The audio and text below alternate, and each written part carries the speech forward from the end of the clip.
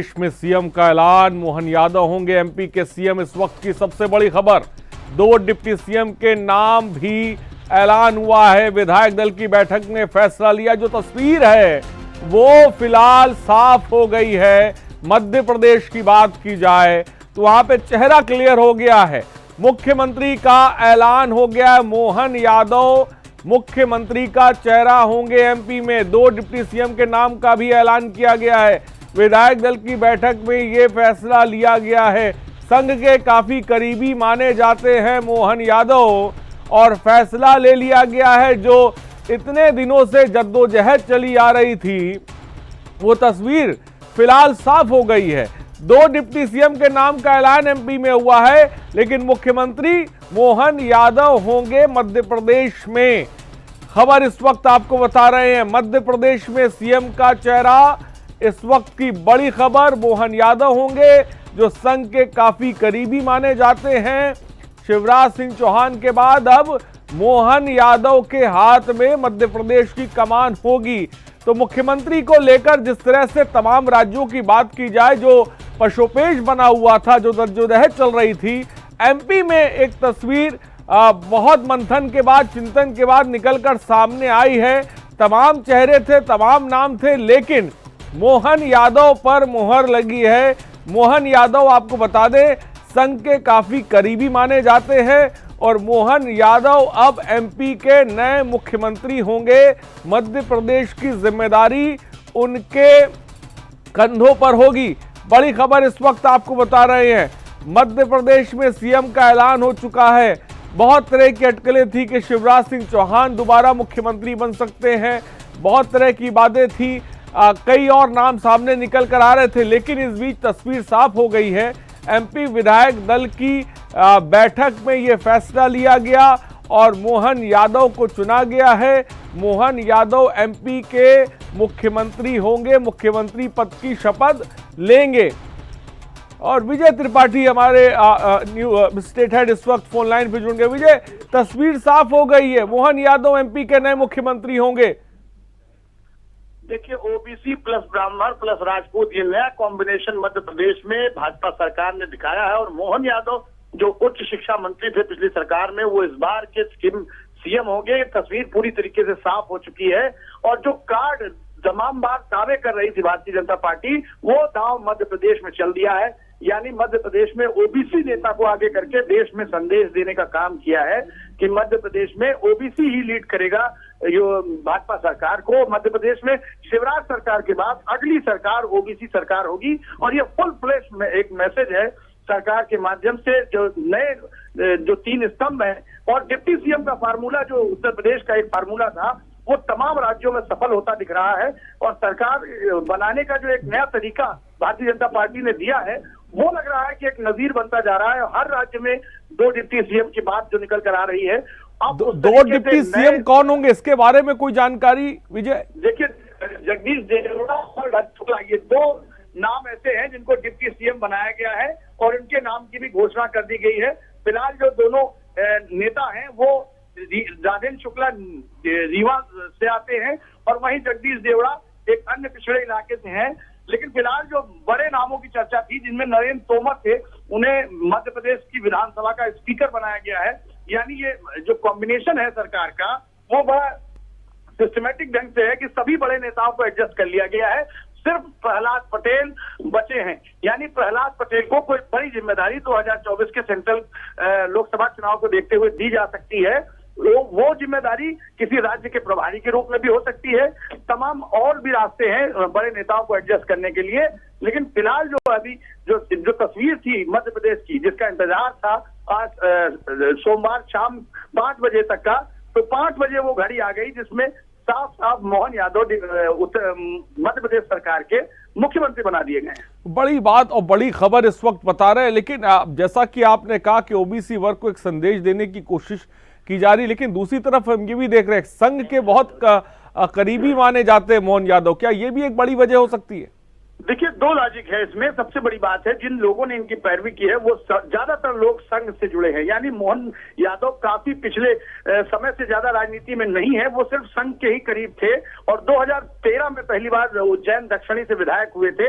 और ये कहा जाता है दत्तात्रेय होसबोले के काफी करीबी माने जाते हैं। और कहा यह भी जा रहा है कि संघ की ही पैरोकारी थी कि किसी ओबीसी नेता को अगर लाना है तो मोहन यादव से बढ़िया नाम, मोहन यादव से बेहतर नाम मध्य प्रदेश सरकार के लिए काफी नहीं था। और अगर कॉम्बिनेशन की बात थी तो ये दो डिप्टी सीएम जो दिए गए हैं ये केंद्रीय नेतृत्व की पसंद है और इनके माध्यम से जातीय समीकरण जोड़ने की जो कोशिश की गई है वो मध्य प्रदेश सरकार में साफ दिखाई दे रहा है कि ओबीसी, ब्राह्मण और राजपूत ये तीन बिरादरियों को जहां जिस तरीके से देखा जाए तो छत्तीसगढ़ में आदिवासी समुदाय यानी एकदम ही पिछड़े समुदाय से सीएम आए थे, लेकिन इस सरकार में ओबीसी को महत्व देना इसलिए जरूरी था कि राजस्थान की एक तस्वीर जो है साफ होती नजर आ रही है। राजस्थान में भी कुछ बदलाव किए जा सकते हैं। जो कुछ ओबीसी कार्ड की बात कही जा रही थी, अब वहां पर सवर्ण के लिए ज्यादा मौके बन रहे हैं और उसमें वसुंधरा राजे को भी आगे लाया जा सकता है, क्योंकि जिस तरीके से अभी तक वो दिख रहा है कि अभी भी पिछड़ा वर्ग को तवज्जो मध्य प्रदेश में मिल गई है, तो अब सवर्णों की बारी है। शायद वसुंधरा राजे की किस्मत एक बार फिर एमपी की तो तस्वीर साफ हो गई है विजय, लेकिन राजस्थान की तस्वीर अभी तक साफ नहीं हो पाई है। वो शायद मुझे लग रहा है कि बहुत मुश्किल है हो रहा है कि सीएम का चेहरा राजस्थान में कौन होगा। और क्या डिप्टी सीएम वाला फॉर्मूला जैसे यूपी में, एमपी में, क्या राजस्थान में भी ऐसा ही फॉर्मूला अपनाया जाएगा? जी बिल्कुल, मुझे लग रहा है क्योंकि उत्तर प्रदेश का फार्मूला भाजपा सरकार में सफल रहा है। दोबारा सरकार आई है, दोबारा डिप्टी सीएम बने हैं उत्तर प्रदेश में, तो ये फार्मूला काफी सक्सेस है और कई बड़े नेताओं को एडजस्ट करने का मौका मिल जाता है पार्टी को, और तमाम जो उनके नेतृत्व हैं उनको भी संतुष्टि मिल जाती है कि हम बड़े नेताओं को कहीं ना कहीं एडजस्ट कर पाएंगे। और यही एक बात है जो वसुंधरा राजे को एक बार फिर से मौका दे सकती है। और कहा जाता है कि जगदीश देवड़ा जो है अनुसूचित जाति से आते हैं और राजेंद्र शुक्ला ब्राह्मण, तो और नरेंद्र तोमर राजपूत, तो ये सभी बिरादरियों को एक साथ मैनेज करने की जो पॉलिटिक्स मध्य प्रदेश सरकार में हुई है वो एक अलग तरीके का नजरिया पेश करेगी राजस्थान सरकार के लिए भी। ये नजीर बन जाएगी राजस्थान सरकार के लिए भी। राजस्थान में इसीलिए कहा जा रहा है, कल राजनाथ सिंह वहां पे ऑब्जर्वर बनाए गए हैं, कल वहां 5 बजे की बैठक है, कल वहां की भी तस्वीर साफ हो जाएगी कि आखिरकार राजस्थान की सरकार को कौन लीड करेगा, कौन सी ऐसे नेता हैं जिनके नाम पर सहमति बनती है विधायक दलों की और नेतृत्व की पसंद, इन दोनों को कॉम्बिनेट करते हुए क्या नए नाम निकल कर आते हैं। और ये भी तय हो गया है कि अब वहां पर भी एक मुख्यमंत्री और 2 डिप्टी सीएम का फार्मूला जोड़ा जाएगा ताकि सभी बड़े नेताओं को एडजस्ट किया जा सके। विजय, लंबा वक्त एमपी में शिवराज सिंह चौहान के हाथ में बागडोर है, अब उन्हें कहां पे एडजस्ट किया जाएगा? देखिए, जितने भी 70+ वाले नेता हैं यानी 70 साल से ऊपर के नेता हैं उनको कहीं ना कहीं बड़ी जिम्मेदारी दी जा सकती है, चाहे वो राज्यपाल के लिए उपयुक्त माने जा रहे हो, चाहे जो बड़े नेता हैं, चाहे रमन सिंह हो, चाहे शिवराज सिंह चौहान हो, और चाहे और भी जो बड़े नेता बच रहे हैं पार्टी में, उन सभी को राज्यपाल के लिए या केंद्रीय नेतृत्व के मामले देखा जाए तो कई और बड़े ऐसे मिशन हैं जिन पर लगाया जा सकता है। लेकिन फिलहाल अभी जो स्थिति दिख रही है वो राज्यपाल की है, इससे बेहतर उनके लिए कुछ नहीं है, क्योंकि कई राज्यों में अब जो राज्यपाल भी हैं उनकी भी उम्र पूरी हो चुकी है, वो भी चलने फिरने, जिसमें मेघालय है, जिसमें कलराज मिश्रा जैसे उत्तराखंड और हिमाचल जैसे कुछ राज्यों में अभी तो नए राज्यपाल मिले हैं, लेकिन कुछ जगहों पर ऐसे हैं जहां पर काफी समय हो चुका है, उनको बदलने की भी एक मुहिम शुरू की जा सकती है 2024 के ठीक पहले। बड़ी बात विजय साफ तौर पे आपने कही, और इस बीच जैसा कि खबर हम बता रहे हैं लगातार मोहन यादव मुख्यमंत्री होंगे, कब तक शपथ लेंगे इसके बारे में कोई जानकारी?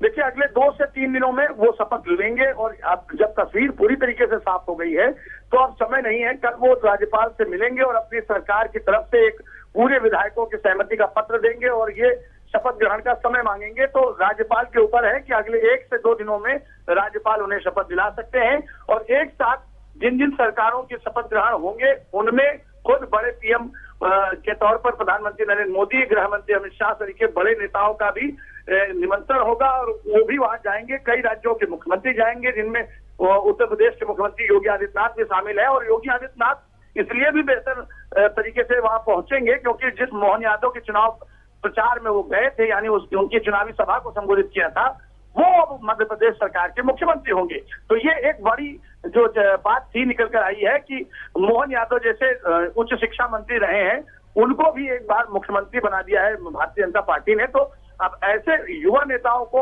और नए चेहरों को मौका दे रही है पार्टी।